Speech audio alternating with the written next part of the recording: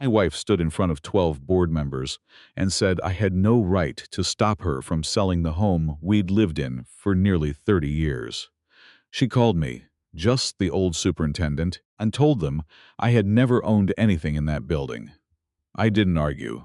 I simply slid my 30-year-old master key across the table because the ledger beside it carried my name as a founding shareholder long before hers ever appeared. I'm Leander Hines, 66 years old. 34 of those years I spent as the building superintendent for a co-op tower on the east side of Cleveland. Heavy brass mailboxes in the lobby, a boiler room I could still find with my eyes closed, a freight elevator that groaned on the fourth floor no matter how many times I oiled the cable. I retired 4 years back. Before that, I fixed every leak that place ever had, replaced window seals in weather that would have kept a smarter man inside, and walked those hallways enough nights that I knew which floorboards creaked before the tenants living above them did. Jennifer, my wife of 32 years, used to introduce me at parties by saying I used to work in the building, past tense, every time. Like the work had dried up and blown away the same week I turned in my last set of keys. For a long stretch, I didn't mind that. Or maybe I told myself I didn't mind it, which isn't quite the same thing. We had our routines, coffee at 6:30, hers black, mine with too much cream for a man my age to admit to a doctor. She took the crossword, I took the sports section. Neither of us said much before 8, because neither of us needed to. Sundays we split one plate of eggs at the diner 2 blocks over, because ordering 2 always felt like more food than we wanted. I figured that was what 32 years bought you. Funny thing about being underestimated for 3 decades. You get very good at holding still, and you start to think holding still is the same thing as being at peace. The board meeting that night wasn't supposed to be anything. 12 folding chairs, a coffee urn nobody in that building had trusted since roughly the Clinton administration, Nolan Price up front shuffling agenda items he never quite got through on time. Jennifer had asked to be added, and I'd figured it was something small. The hallway carpet, maybe, or the elevator inspection she'd been griping about for weeks. I only came because Arthur, an old friend from my building days, called the day before and mentioned, almost as an afterthought, that Jennifer had been asking around about transfer procedures. I didn't know what that meant yet. I just knew it was worth pulling on a coat to find out. She stood at the head of the table, in the blazer she wears when she wants a room to take her seriously. I'd seen that blazer at parent-teacher conferences 20 years ago, at her mother's funeral. At every moment she needed people to believe she had things handled. She smiled at Nolan like they'd known each other longer than they had. I want to bring a proposal to the board, she said, about selling our unit. I've been the one managing everything there for years now, and I think it's time. Beside her sat a man I didn't recognize, a notebook open, pen capped and ready like he was waiting for a signal. Reeves. I wouldn't get his name until later. Somebody's business partner, it turned out. Nolan glanced at me, then back at her. Careful the way you'd be careful, reminding someone of a fact they'd conveniently misplaced. Mr. Hines is here tonight, he said. Is he part of this proposal? Jennifer laughed. Not a cruel laugh exactly. That would have been easier to sit through. Worse than cruel. Dismissive. The kind you'd give a kid who wandered into a grown-up conversation with an opinion nobody asked for. Leander? She glanced at me the way you glance at a chair somebody left, pulled out from the table. He was never anything but the super here. That's sweet that some people think otherwise. But let's be honest. I'm the one who's kept this going. 12 people turned to look at me at once, waiting to see what a man does with a sentence like that in front of people who've known him 20 years. My jaw went tight before I even had a thought to put behind it. The body does that. Moves faster than the mind some days. A hand found the edge of the table instead of finding her, which is probably for the best. I didn't raise my voice. I didn't stand up. I reached into my coat pocket instead, where an old habit had kept a scratched metal key tag riding around for years, the number stamped into it worn smooth from 3 decades of my thumb passing over it without thinking. I turned it once under the table. I could have traced those grooves blind. I thought about the winter I replumbed 4 floors alone because the contractor bailed 2 days before Christmas and left me a half-finished job and a room full of tenants asking when the water was coming back. I thought about the night the boiler quit at 2 in the morning and I was the only one in that building who knew which valve kept the whole place from freezing solid. I thought about my initials on inspection sheets for 30 years, sitting right next to hers on documents she never once bothered to look at. None of that showed on my face. I just sat there, quiet in a way she read as defeat, while something a lot colder than defeat took its time settling in behind my ribs. "Something funny, Mr. Hines?" Nolan asked, and it was only then I noticed I'd been smiling a little, without meaning to. "No," I said, just remembering how long I've been walking around this building. Her smile didn't move an inch.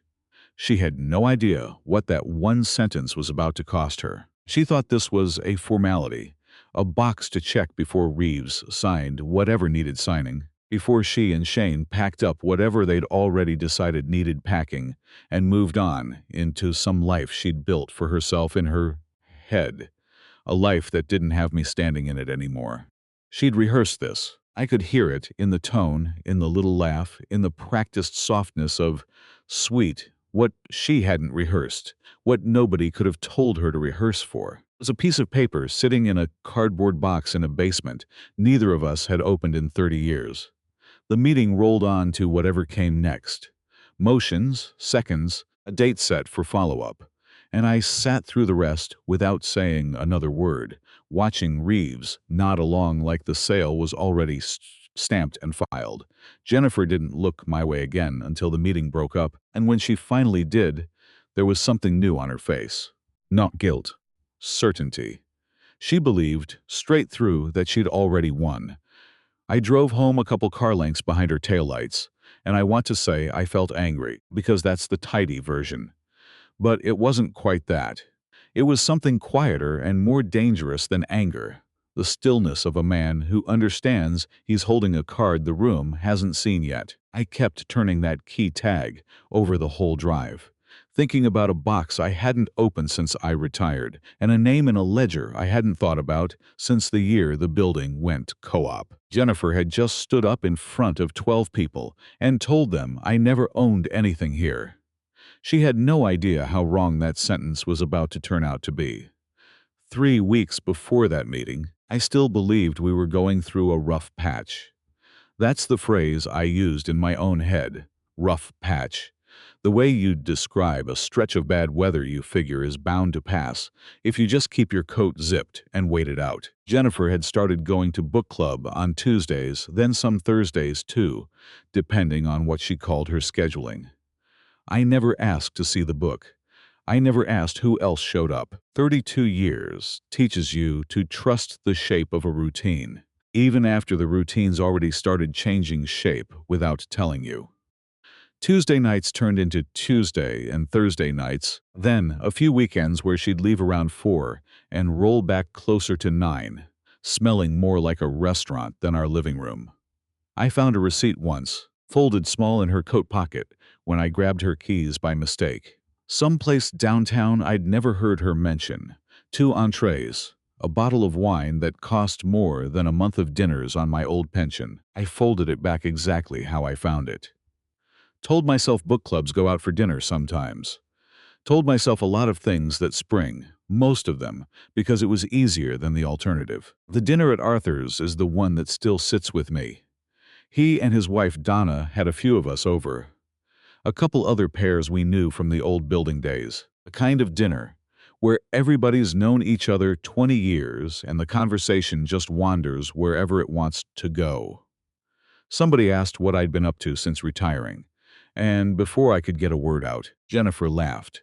That same laugh I'd hear again at the board table. Though I didn't know that yet, said Ed, Leander fixed pipes for 30 years.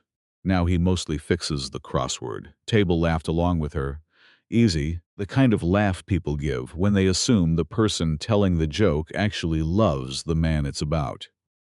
I laughed too. What else do you do at somebody's dinner table?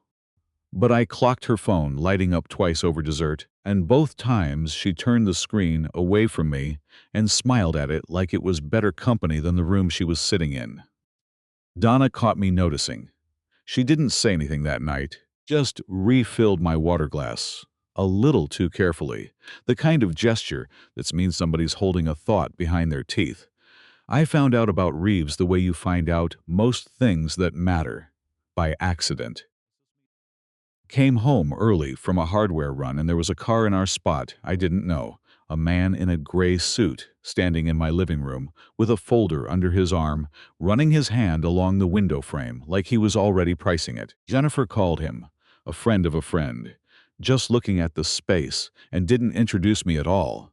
Just a small wave toward the kitchen, like I was one more fixture somebody was walking through to appraise. Reeves shook my hand anyway, polite enough, but his eyes went right back to Jennifer for anything that mattered. Square footage, closing timelines, parking. Nobody asked me a single question about a home I'd lived in for going on 3 decades. That night, after Reeves left, I went down the hall for my glasses, which I'd left on the nightstand, and I heard her voice through the bedroom door, low, warm, warmer than I'd heard directed at me and longer than I liked admitting.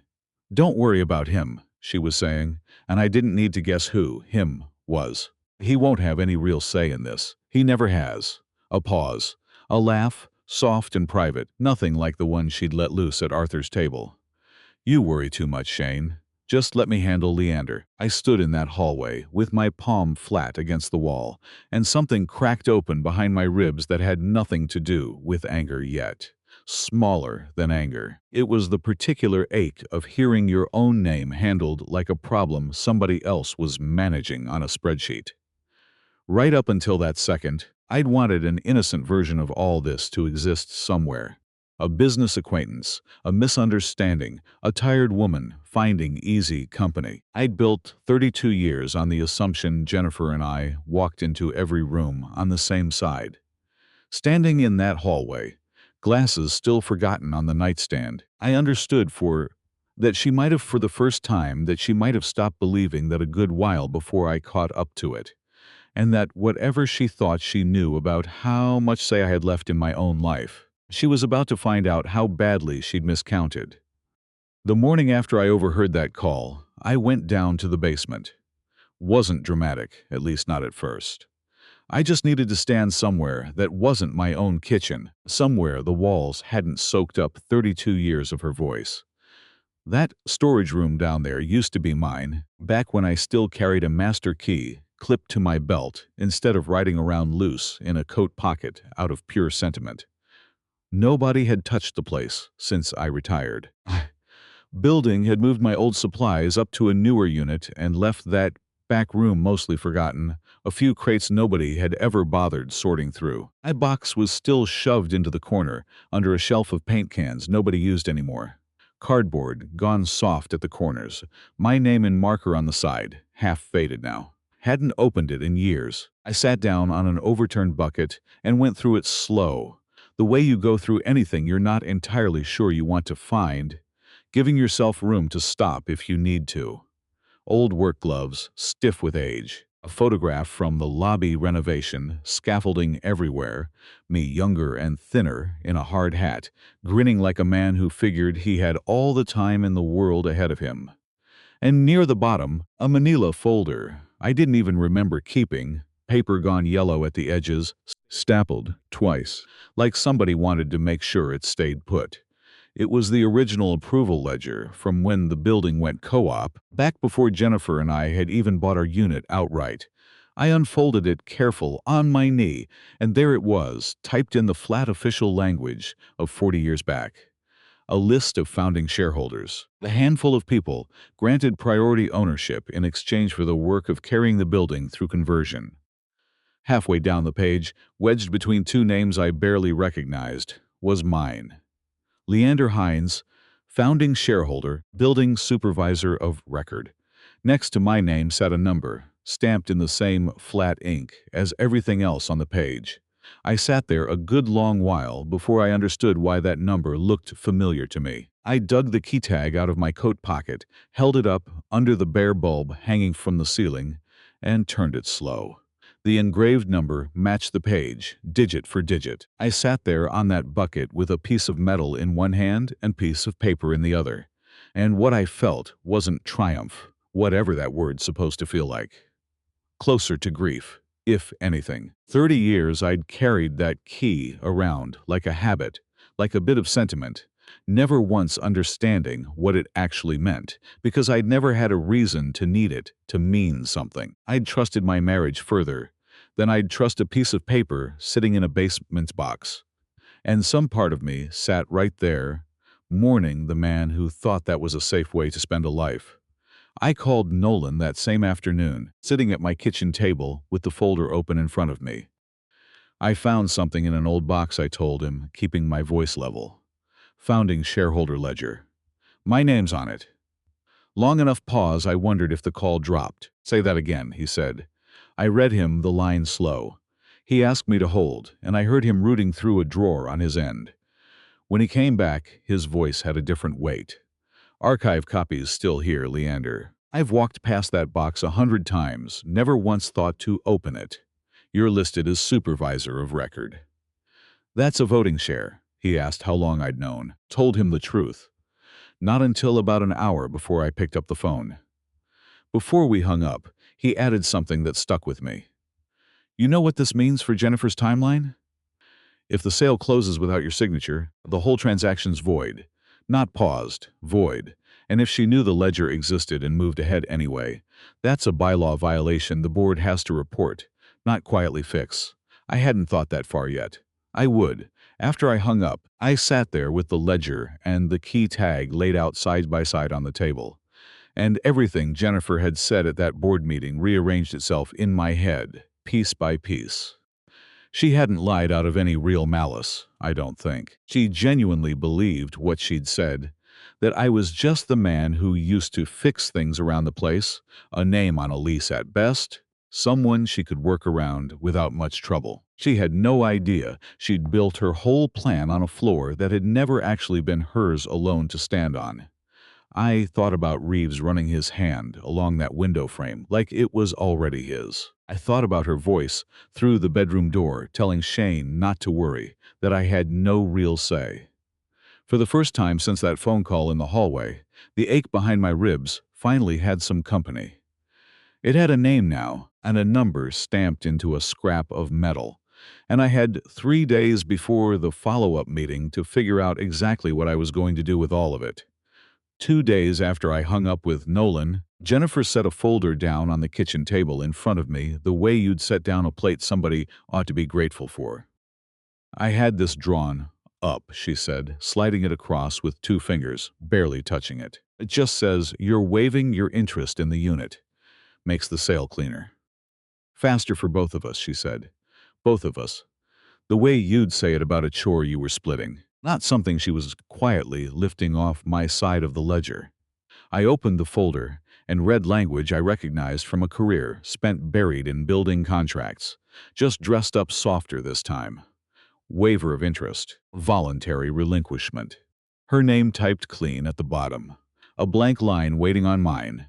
I sat there with the pen she'd already laid out, and for a minute I really did think about it.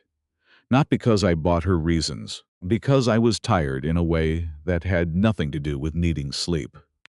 I thought about the early years, Jennifer at 26, laughing in the kitchen of our first apartment while something scorched on the stove, both of us too broke and too happy that year to care. I thought about how easy it used to be, giving her whatever she wanted back when what she wanted lined up with mine. My hand drifted toward the pen. I could have signed it right there. Ended the fighting. Handed her the clean exit she was so sure she'd earned. Some worn-down part of me wanted exactly that. An ending, any ending, if it meant never sitting at that table again. You don't have to read it twice, she said, watching my hand. It's straightforward. That same brightness from the board meeting was back in her voice, breezy and certain, like she'd already filed this whole afternoon underhandled. I picked the pen up, Turned it once between my fingers, the way I'd been turning that key tag for a week straight, and I looked across the table at her face. Not unkind, not even nervous, exactly. Just a woman who'd already decided how this story was going to end and was waiting patiently for me to catch up to the ending she'd written. It was that certainty that stopped my hand, not anger. Just a small, cold recognition landing somewhere in my chest. She wasn't handing me this pen because it was fair. She was handing it to me because she figured I wouldn't check. The phone rang before I set the pen back down. Donna's name on the screen, not Arthur's, which was its own small surprise. I stepped into the hallway. "I probably shouldn't be calling," she said. "No hello, straight into it. But I keep thinking about how quiet you were at dinner, and I can't keep pretending I don't know things." I asked what she meant. She took a breath I could hear through the phone. "Jennifer asked to borrow our guest room twice this spring.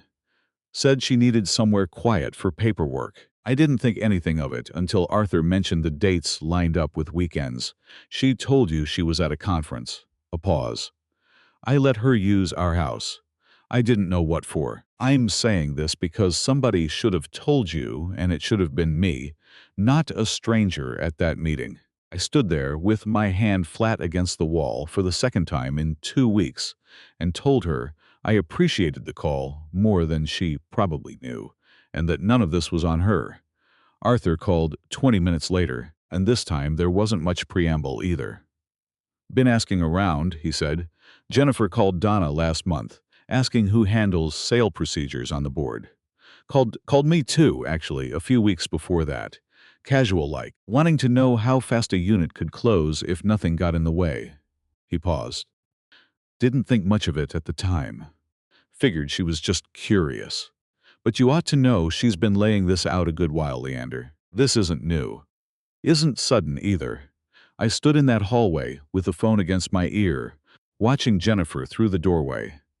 Her attention already back down on her own phone, a thumb moving across the screen with that same private little smile I'd heard through the bedroom door. I walked back into the kitchen and closed the folder without signing anything. She looked up, something flickering across her face that might have been surprise, might have been the first thread of a doubt working its way in. "Not signing today," I told her, setting the pen down beside the folder instead of picking it back up. "Want to think it over." She studied me a second too long, like she was recalculating something in her head, then shrugged it off the way she shrugged off most things that didn't fit neatly into her plan. "Fine. Think it over. There's a board meeting Thursday to finalize things anyway. Bring whatever thoughts you've got there." Said it like a formality. An afterthought tossed my way more out of politeness than necessity. That night I called Nolan to confirm the date. Thursday, 7 o'clock, same conference room as always. Told him I'd be bringing something for the record and that there might be a bylaw violation worth flagging on top of the ownership question. He didn't ask what. Think by then he'd already put it together. I laid the ledger and the key tag side by side on my dresser, the way you'd lay out clothes for something you needed to get right the next morning. And I stood there a good while, looking at both of them under the lamp. Jennifer moved through the apartment behind me, humming something under her breath, 3 days ahead of herself. Ada, in a future she assumed was locked into place. She had no idea Thursday was going to look nothing at all like the ending she'd already written for it in her head. Thursday came in gray and cold, the kind of Cleveland evening where the wind off the lake finds every seam in your coat you thought was sealed. I got to the conference room 15 minutes early and took a seat near the back, a folder with the ledger resting on my knee, key tag riding in my coat pocket the way it had for 30 years, without either of us knowing what it actually meant. The room filled up the way it always did. Folding chairs, scraping linoleum, that same coffee urn nobody trusted, Nolan setting out name cards for the 12 members like it, was any ordinary Thursday. I wholly am awe. Jennifer walked in wearing the same good blazer. Reeves a step before her with nice enough to make a couple board members sit up a little straighter than they had for last month's carpet discussion. Nolan moved through the early agenda fast. like a man clearing brush ahead of the part that mattered. When he hit the sale proposal, Jennifer was on her feet before he'd finished the sentence, smoothing her blazer, talking to the room like she'd rehearsed it in front of a mirror that morning. "I appreciate everyone's patience," she said. "Reeves has the paperwork ready. It's been a long process, and I think we're finally in a position to move forward." She glanced my way, quick and dismissive, the kind of glance you'd throw at a chair somebody left pulled out. "I know there's been some confusion about my husband's role in all this. But like I said last time, Leander was never anything but the man who lived there with me. This is my sale to make." I felt the room turn toward me the same way it had the first time. 12 people doing that same quiet math on how a man takes a sentence like that twice inside a month. My hand was already in my coat pocket before I stood, fingers finding the worn edge of the key tag the way they had 100 times without any real purpose behind it. Except this time there was purpose in it, cold and settled. I got up slow, chair legs scraping against the linoleum, and walked to the front of the room, instead of talking from my seat. Because some things need to be set down in front of people, not just said at them from a distance. Nolan, I set the key tag on the table in front of him, the metal making a small, flat sound against the wood. "Before anything gets finalized, I need you to check something in the archive. The founding shareholder ledger. There's a name in there I don't think anybody in this room besides you and me has seen in a long, long time." Jennifer's smile held a beat. Too long. The way a held note starts to waver right before it cracks. "What is this?" she said. Not really a question. More an accusation aimed at the whole room for letting it happen. Nolan didn't answer her. He opened the folder I'd handed him for safekeeping earlier that week and ran his finger down the page until he found the line, then read it out loud, slow enough that every word got its own moment to land. "Leander Hines," he said. "Founding shareholder, building supervisor of record." He picked up the key tag, held it to the light, checked the stamp number against the ledger twice, out loud, so the whole room could hear him confirm it for themselves. "Matches," he said. Exactly." That word dropped into the room like something falling from a height. Reeves leaned in to look at the page himself, that expensive portfolio forgotten on his lap, and I watched something shift behind his eyes. Not confusion, calculation, the fast kind lawyers and businessmen run when a deal turns into a liability in real time, right there in front of them. Jennifer's face did something I hadn't seen it do in 32 years. The certainty drained out in stages, her mouth first, then her eyes, like a light dimming room by room instead of all at once. "That can't be right," she said, the brightness already gone from her voice. "That's some old building record. Doesn't mean anything now." Nolan looked up from the page. "It means he had to sign off on any sale of this unit. This whole time. Wasn't a formality you skipped. It was a requirement." He glanced at a second sheet in the folder I hadn't seen myself. "There's something else. Bylaws require any shareholder soliciting a sale to disclose known co-ownership disputes before bringing in outside buyers. There's no disclosure on file. That's a violation we're required to note and report." A couple of board members reached for pens at that word. Reeves was already on his feet, sliding papers back into his portfolio with the quick, careful movements of a man protecting himself from something. "I'll need to step back from this," he said, addressing Nolan instead of her. "If there's an unresolved ownership question and an undisclosed dispute, my client can't be part of a closing with that kind of exposure. Frankly, neither can I." He didn't wait around for an argument. He was out the door before Jennifer had finished working out what he'd just said, and I heard him on his phone in the hallway before the door had even swung shut, telling somebody the deal was dead and to pull the deposit back before end of day. Nolan turned back to the board. "I'm calling a motion to suspend the sale process pending review, and to formally note a bylaw violation in the minutes," he said, and hands went up around that table faster and more decisively than I'd seen that board move on anything in years. "So noted," he said. "Pen steady in the minutes. while Jennifer stood frozen at the head of the table. That blazer that had looked so certain 20 minutes earlier now, just a jacket on a woman who'd run clean out of room to stand in. I looked at her once. Not long, not unkind. Just long enough to say the thing I'd been carrying around for weeks with nowhere to put it. I built every wall in this building before she ever walked through the door, I said. Then, quieter, just for her, though the whole table heard it anyway. You were right about one thing, Jennifer. I was never anything but the super. I just never told you what that made me own. I sat back down and let the ledger and the room do whatever they were going to do next. The board's decision moved faster than I'd expected. Within a week, the sale was formally dead, and the violation notice came with a fine attached. $15,000, payable to the co-op for the cost of the emergency review. Jennifer argued it at first, then stopped. Once her attorney told her fighting, it would only put the disclosure failure on permanent record. Within 3 weeks, she'd signed a lease on a smaller place across town, a kind of one-bedroom that doesn't require anybody's second signature on anything. I helped her carry 2 boxes down to her car on the last day. Not because I owed her the kindness, more because 32 years doesn't unwind itself clean just because a board voted on a Thursday. She stood by the trunk after, keys in hand, looking up at the building like she was seeing it for the first time.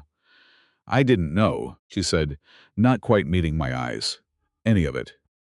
I thought I was managing something that was already halfway mine to manage on my own. I didn't correct her right then. Wasn't much left to correct. Shane didn't last long past the sale falling through. Heard about it secondhand through Arthur, who heard it through Donna, who still talked to Jennifer more than I did. Turned out the whole plan had never really been about me or her underneath it. It was about a payout meant to fund some fresh start somewhere with better weather. And once word got around about an undisclosed dispute and a bylaw violation with his business partner's name on it, Shane's own brokerage quietly stopped sending him referrals. Once the payout evaporated, so did most of what he'd been offering her. Jennifer called me about 6 weeks after she'd moved out, her voice smaller than I remembered at that board table. I never really understood what you built here, she said. Called you the super like it was nothing. Didn't know it was half the reason any of this was still standing. I let the line go quiet a second before I answered. You didn't ask, I told her. You just decided, she asked, careful about it. Whether there was any chance of us trying again now. The dust had settled and the anger had cooled. I thought about it longer than I expected, standing in the kitchen with the phone against my ear, looking at the spot on the counter where her key used to sit in a little dish by the toaster. Empty now. I'll sign whatever's fair, I told her. The settlement, all of it. I'm not looking to punish you longer than the truth already has. I paused, wanting the next part clean. But I'm not coming back to this. Not the way you're asking. Some things don't get to unhappen just because we're both tired of how they ended. She didn't push back. Think some part of her had already guessed that answer before she asked. The apartment felt different once she was fully gone. Not empty, exactly. Just quieter in a way that took some getting used to some mornings. About a month after she left, Nolan called and asked if I'd consider sitting in, unofficially, on the building's next maintenance review. Said the current super was good with a wrench, but had no feel for the building's history. And the board wanted somebody who actually remembered which pipes fed which before they signed off on a contractor's estimate. I told him I'd think about it, and then I said yes before he'd even finished the sentence, which made him laugh. Funny, being asked back to a room I used to just be tolerated in. I spent a Saturday afternoon fixing a loose hinge on the coat closet door, something I'd meant to get to for 2 years and just never had. And when I finished, I stood in the hallway holding a little brass hook I'd found buried in a drawer of odds and ends left over from my old work supplies.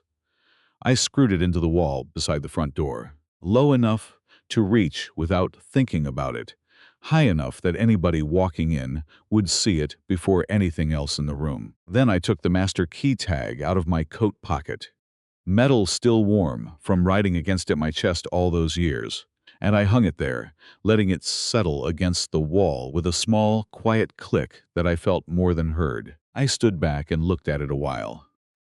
That scratched-up piece of metal that had ridden in my pocket for 30 years without either of us understanding what it meant.